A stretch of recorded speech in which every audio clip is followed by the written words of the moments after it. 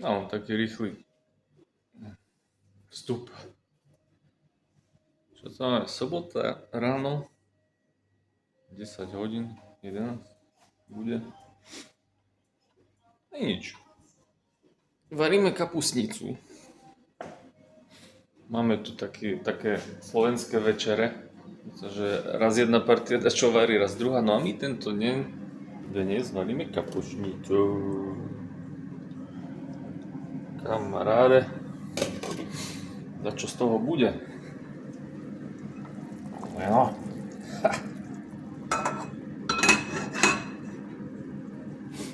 Koleno. Ešte sa dokonca našla študentská pečať.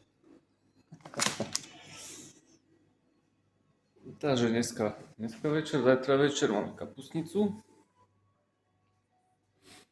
Minulý týždeň sme mali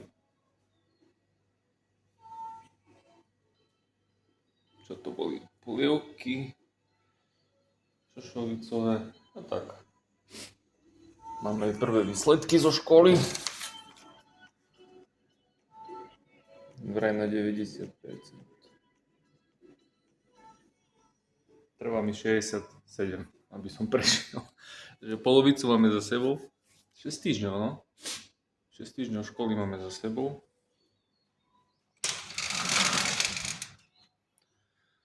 Dneska toto troška popraceme, aby sme mohli grilovať.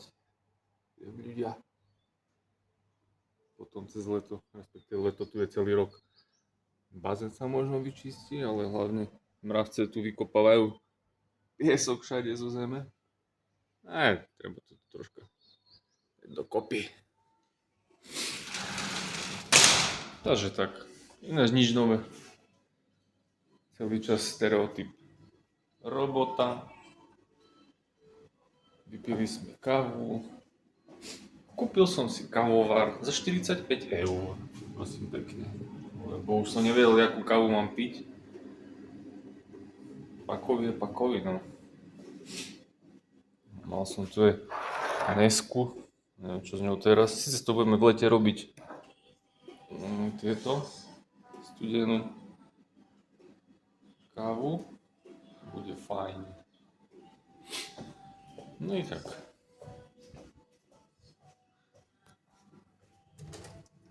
Vonka sa robí teplo. Tu sme už vyčistili. Palmy rastú.